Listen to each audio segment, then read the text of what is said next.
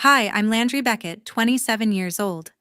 That Saturday morning, my little brother Dylan looked me dead in the eye and said, "Cancel your doctor appointment and drive me to the airport right now." I said no.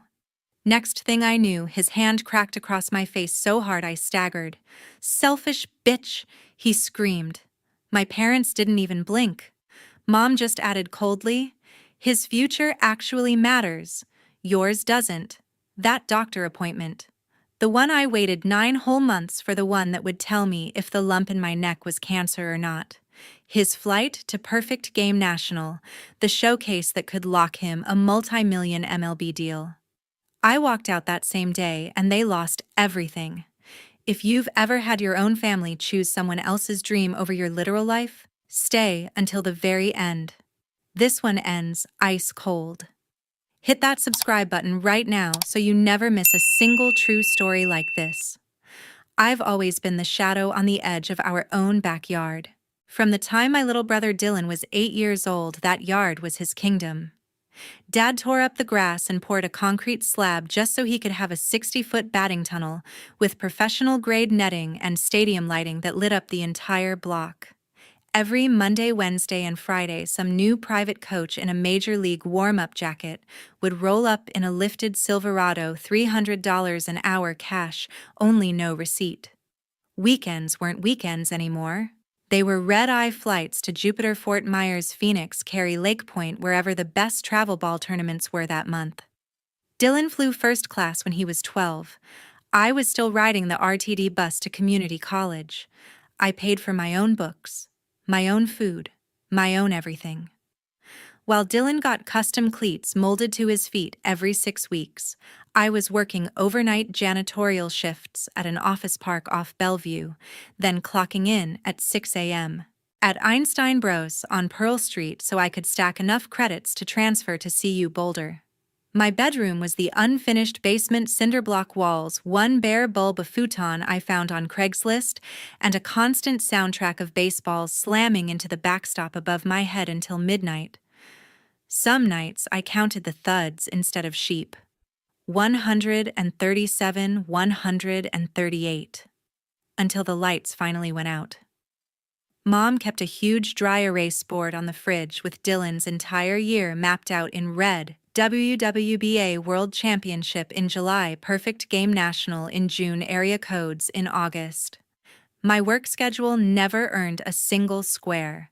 When I got into Boulder on a partial scholarship, Dad looked up from his phone long enough to say, "Cool means you're out of here sooner." They didn't come to my graduation ceremony. Dylan had a showcase in Georgia that weekend. Mom sent me a text with a baseball emoji and nothing else. At 26, I finally had a real job at an advertising agency in lower downtown, making enough to rent a 400-square-foot studio off Colfax. I was still sending money home every month because the travel ball dues went up again, or the new radar gun cost $2,000, or the team needed new uniforms with Dylan's number stitched on the back in 3D lettering. I told myself it was temporary. Once I got the lump in my neck checked out, once I knew I was fine, I'd stop. I'd finally draw the line. The lump showed up right after my 26th birthday, hard as a marble under my jaw. The family doctor in Littleton felt it, frowned, and sent me straight to an ENT. The ENT sent me to oncology. Every specialist within driving distance had wait lists stretching 6 to 10 months. I took the very first opening anyone offered me 9 months out. I marked it in my phone calendar in red, the only red thing that was ever about me, and I waited. I waited while the lump grew. I waited while my voice started cracking on certain words. I waited while Dylan's fastball climbed from 92 to 96, and the recruiting sites started calling him a generational arm. Nobody in that house ever asked how I was doing. Mom only called when the coach needed another payment. Dad only texted when Dylan needed a ride to the airport because Uber was too slow. I kept wiring the money, kept showing up with Gatorade and sunflower seeds, kept pretending I didn't notice how my necklaces stopped sitting flat anymore. I told myself once the appointment came, everything would change. I would finally matter to somebody, even if it was only the doctor. But that appointment landed on the exact same Saturday Dylan had to be at Denver International by 8 a.m. for the private charter flight to the biggest showcase of his life. And for the first time in 27 years, I realized I was done being the shadow. That Saturday morning, Dylan came pounding down the stairs like the whole house was his personal clubhouse. He had his perfect game travel hoodie on, the one with his number stitched huge across the back duffel bag, swinging AirPods, blasting whatever hype playlist he was obsessed with that week. He didn't even look at me, just barked toward the kitchen. Landry keys. We're leaving in 25. Flight's at 10. I was leaning against the island, clutching the first hot coffee I'd tasted in peace in forever. My phone sat face up next to me, screen glowing with the reminder I'd been living for UHealth Anschutz, oncology, Dr. Sarah Mitchell, 11:30 a.m., do not reschedule. I took a slow sip and said, I'm not driving you. I have my appointment. He stopped halfway through the living room, yanked one AirPod out. What appointment? The specialist. The lump in my neck. The one I've been waiting 9 months for. He actually laughed like I'd told the world's weakest joke. You're serious right now, call them and move it. This is perfect game, National Landry. Every single MLB team is sending scouts. I'm not missing my shot because you have some random doctor visit. It's not random. They're doing a biopsy. It might be cancer. He rolled his eyes so hard his whole head went with it. God, you're so dramatic. You've had that thing for ages and you're walking around fine. Cancel it. No. Just that one word, calm, flat, final. The air in the room changed instantly. He dropped his bag, took 3 steps toward me until we were toe-to-toe. His voice dropped to that ugly whisper he saves for people who dare tell him no. Get your keys. Get in the car. Drive me to the fucking airport. I'm not doing it. His hand moved faster than I could track. Open palm full force cracked across the left side of my face like a major league fastball. The impact spun me. My hip caught the sharp corner of the island. Coffee exploded across the counter, and I went down hard on the living room rug, ears ringing, vision flashing white. Mom and Dad were already standing there. They'd walked in while we were arguing and hadn't made a sound. Dad folded his arms, looked down at me on the floor, and delivered the only words he would ever say to me again. His future actually matters. Yours doesn't. Mom didn't even glance my way. She was too busy making sure Dylan's boarding pass was pulled up on her phone. I stayed down for maybe 4 seconds, tasting blood, feeling the perfect outline of his hand burning into my skin. Something inside me that had been cracked for years finally shattered clean in half. I pushed myself up, slowly wiped my mouth, and walked past all 3 of them without a single word. Up the stairs, into the bedroom I barely used anymore. Grabbed the go bag I kept for last-minute work trips, threw in 3 more days of clothes, my laptop charger, toiletries, the thick folder with every medical record I owned, and the envelope with $4,000 in cash I'd been hiding in a shoebox for emergencies. 14 minutes from the second his palm connected with my face to the second I was back downstairs. Dylan was already in the garage screaming about traffic. Mom was holding his shaker bottle like it was made of gold. Dad never turned around. I walked straight to the front door. Dylan yelled from the garage. Landry, what the hell are you doing? I didn't answer. I opened the door, stepped into the freezing May morning, and pulled it closed behind me with a soft final click that somehow sounded louder than the slap itself. I got in my car, backed out of the driveway, and drove away from that house for the last time in my life. I drove straight to UHealth with my brother's handprint still burning hot on my face. I took the parking garage ticket at 10:57 a.m., found a spot on level 4, and sat in the car for 3 full minutes staring at myself in the rearview mirror.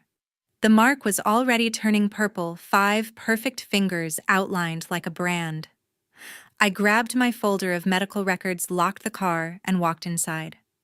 The oncology waiting room was quiet, mostly older patients, and one scared-looking teenager with his mom. When the nurse called Landry Beckett, she did the same double take the receptionist had, but kept it professional. I followed her down the hall into the procedure room. Dr. Sarah Mitchell was already waiting, chart in hand, white coat crisp. She looked up, saw my face, and the chart lowered slowly. Landry. Who did that to you? I opened my mouth to lie, to say I walked into a door but nothing came out. Instead, the whole morning poured out at once. Dylan needing the airport, the slap, my parents standing there like I was a stranger, the 15-minute exodus. Sarah listened without moving a muscle. When I finished, she set the chart down, peeled off her gloves, and said, "You are not going back to that house. Not tonight. Not ever, if I have anything to say about it." The fine needle biopsy took 8 minutes. Local anesthetic, quick pressure, a Band-Aid done. She told me results would take 5 to 7 business days and scheduled the follow-up. Then she asked the question that broke the last thread holding me together. "Do you have somewhere safe to go after this?" I didn't. My studio lease had ended in March. I'd been sleeping in the basement on an air mattress whenever I was in town. Sarah didn't hesitate. "You're coming home with me. Guest room, spare key, big dumb golden retriever who thinks everyone is his new best friend." No argument. I tried to protest. She shut it down with one look. "I've seen what happens when people go back after the first hit. We're not doing that." Her house was a modest 1970s ranch in East Aurora, Christmas lights, still blinking on the porch because life's too short. She handed me a bag of frozen corn, poured 2 very generous glasses of Cabernet, and sat me at her kitchen table. Then she asked for my insurance card so she could finish the hospital paperwork on her laptop. I slid my wallet across the table. She opened it, pulled out the card, then stopped cold. "Landry, why are there 9 credit cards in here with your name that I'm pretty sure you didn't open?" I told her I only had 2. She logged into the secure patient billing portal, requested an updated credit report for insurance verification purposes. Turns out oncologists can pull full reports when fraud is suspected, and we watched the screen load together. Total unsecured debt in my name, $178 for $12. 9 different cards, all opened in the last 36 months, all maxed out, all with payment patterns that matched Dylan's baseball calendar like a fingerprint.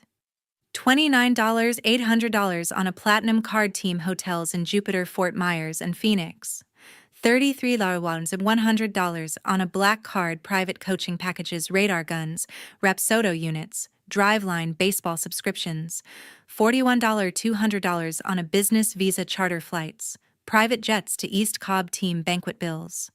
$34, $300 spread across 2 cards, performance supplements from a Sarasota compounding pharmacy that had been raided twice by the DEA for selling trenbolone and testosterone to minor league players. Every application had my social security number, my signature scanned from old-school permission forms, my Littleton address. Some even listed Dylan as an authorized user so he could flash them at team dinners.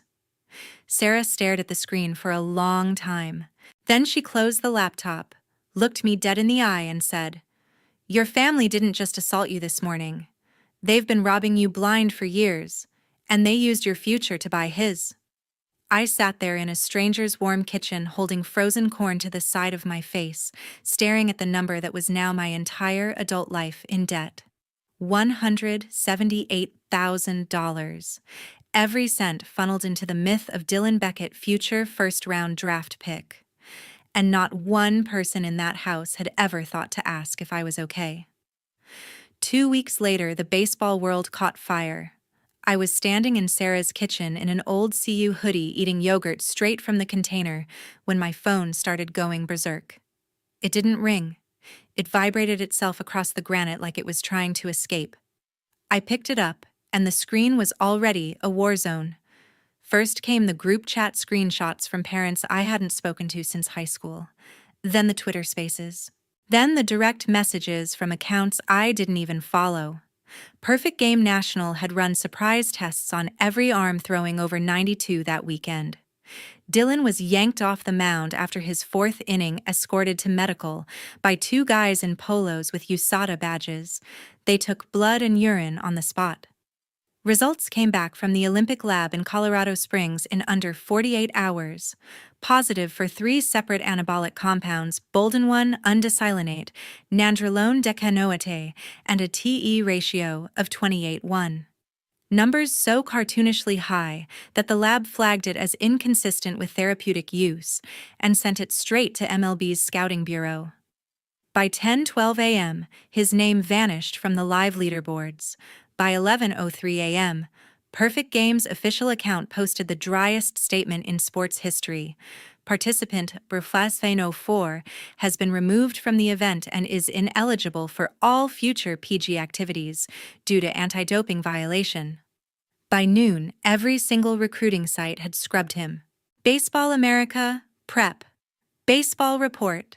5 Tool prospects live. Gone. His player profile now redirected to a 404-page. 11 Division I coaches who had been texting him heart emojis for 2 years suddenly stopped answering entirely. 11 full-ride offers evaporated like they never existed. The MLB draft board that had him projected as a top 15 pick in 2027 now had a single line in the internal notes that leaked an hour later: permanent global baseball ban. Do not contact. My phone became a weapon. Mom sent 41 messages in 6 minutes. You did this. You're dead to us. Your brother is crying in his room and it's your fault. Dad sent one voice note, 38 seconds of pure venom. You better pray I never see you again. Dylan sent 87 texts before I blocked him. They started with bargaining, moved to threats, ended with him sobbing in all caps that I had murdered his dream, as if I had been the one holding the syringe. By 3 p.m., someone had already started a GoFundMe titled "Help Dylan Beckett Fight False Positive," and it got taken down in 20 minutes for violating terms of service. By 5 p.m., the top post on the biggest recruiting forum was a 47-page thread called "The Dylan Beckett Steroid Scandal." Timeline and receipts, with 1.2 million views. Someone posted side-by-side photos: Dylan at 16, throwing 89 Dylan at 18, throwing 97 veins popping out of his neck like cables. The comments were brutal surgical final. I sat on Sarah's living room floor, legs crossed, scrolling through the carnage while her golden retriever rested his head on my knee. Every notification was another brick in the wall they had built around him, finally crushing him underneath it. I didn't smile. I didn't cry. I just watched the empire they sold my future to buy collapse in real time and felt absolutely nothing. At 9:42 p.m., Mom called from a new number. I let it ring. She left a voicemail I played on speaker so Sarah could hear it too. He tried to hurt himself tonight because of what you did. If he dies, his blood is on your hands. Come home right now and fix this. I blocked that number too. Then I turned the phone face down, poured myself a glass of water, and went to bed. For the first time in my entire life, nobody in that house could reach me. And Dylan's perfect golden future was already 6 feet under. I gave them 30 more days of total radio silence. I didn't block them for drama. I erased them. New phone, new number, new email, new everything. Sarah changed her doorbell camera password the same week after Mom tried to show up at 2 a.m. crying on the porch. Security footage only. No conversation. On the 31st morning, I walked into the 17th floor office of Mason Brooks in downtown Denver. Same Mason who once paid me in beer and pizza to write his senior thesis. Now he wore a $3,000 suit and had "of counsel, financial crimes" on his door. I dropped a 2-inch thick binder in front of him and said, "I want them in federal prison." He opened it. Page 1. My social security card photocopy next to 9 forged credit card applications. Page 2, the $41 $200 in private jet fuel charges. Page 50, the compounding pharmacy receipts for 4 cycles of testosterone and nandrolone, addressed to D. Beckett. Littleton CO, page 400 bank records showing every single payment coming from Richard's company account or Mom's personal debit card. Mason didn't flinch once. When he closed the binder, he simply said, 10 years minimum for the organizer. That's your father. He filed everything the same day, not state court, federal. IRS Criminal Investigation Division tax evasion on the baseball business expenses, FBI financial crimes, Denver field office wire fraud, identity theft across state lines, U.S. Postal Inspection Service mail fraud. They used USPS to receive the cards, U.S. Attorney's District of Colorado full prosecution package. 10 days later, I was having lunch with Sarah when my new phone lit up with a news alert. I opened it and almost dropped my fork. Photo: Richard Beckett face pressed against the dusty hood of his own F-250 in the middle of a half-built subdivision in Castle Rock. 2 FBI agents in Navy windbreakers twisting his arms behind his back while his crew stood frozen with rebar in their hands.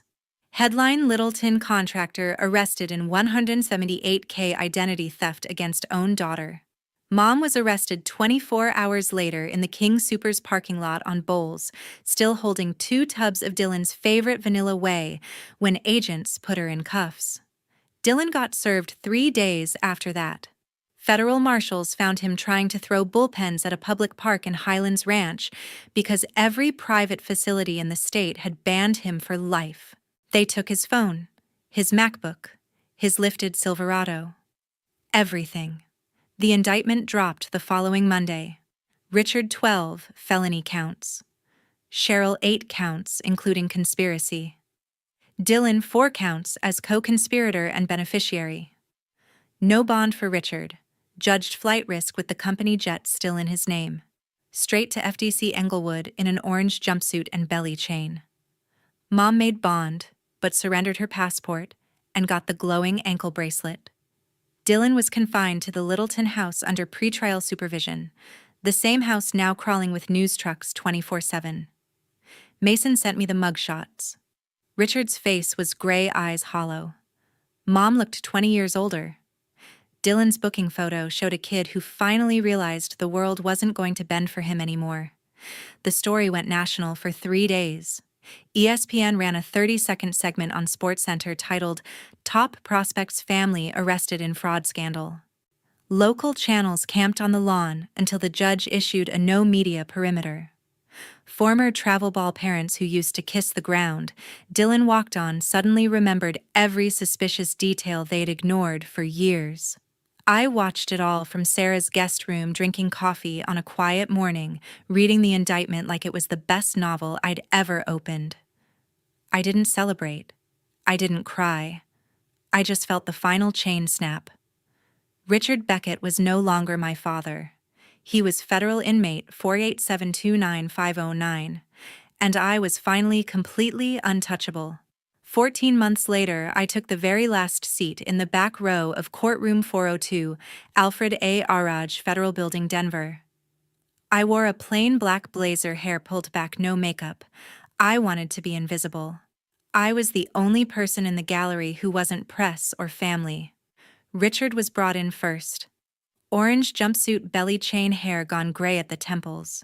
He had lost 40 pounds and all of his arrogance. When he scanned the room for familiar faces, his eyes slid right past me like I was a stranger. Good. Cheryl came next, ankle monitor hidden under wide-legged trousers, clutching a rosary so hard her knuckles were white.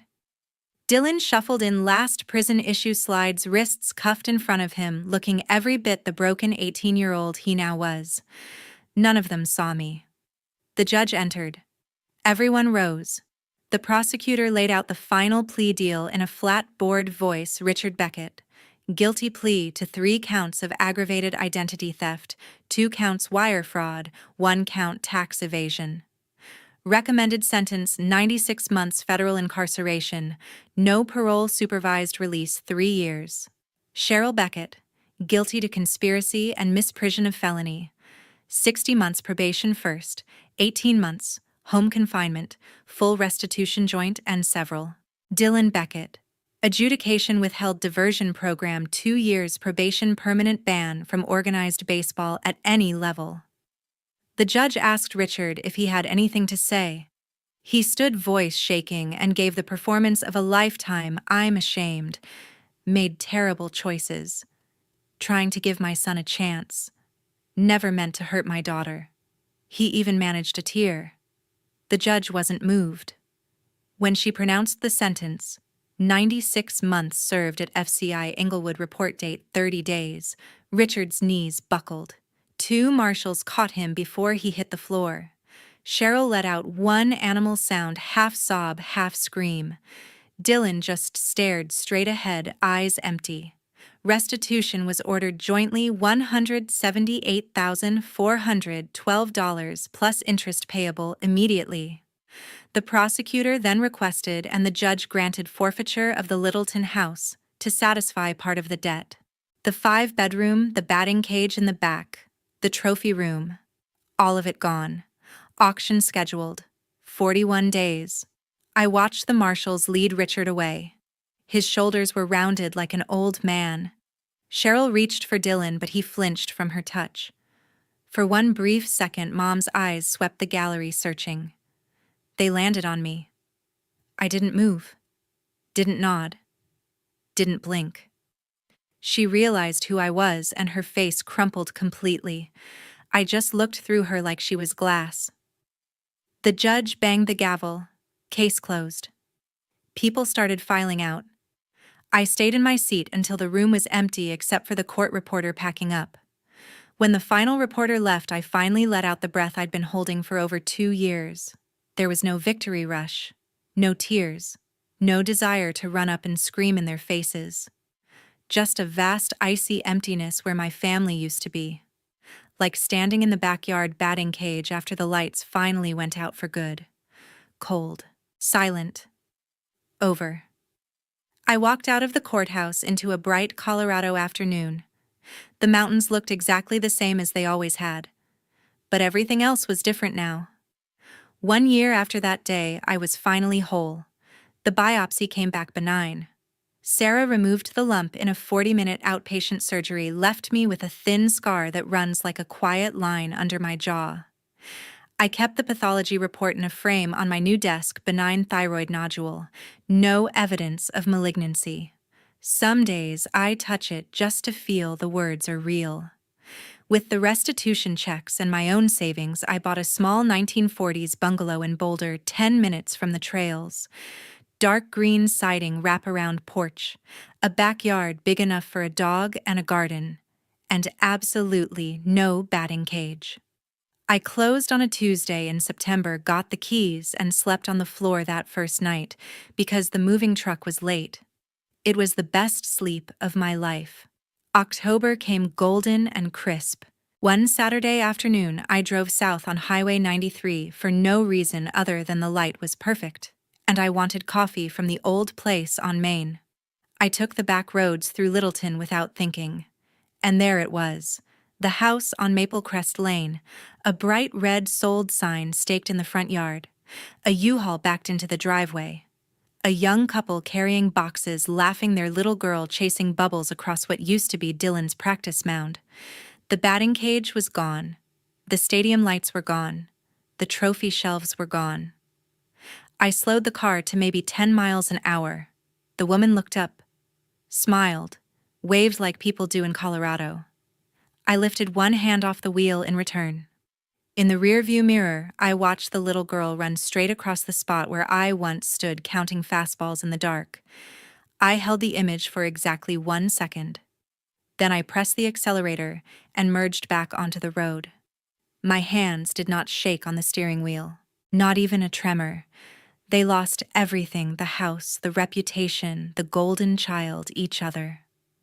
I gained a life that is finally completely 100% mine. And as the mountains rose up ahead of me and the old neighborhood disappeared behind, I smiled for the first time in years without checking to see who might be watching. I never went back again.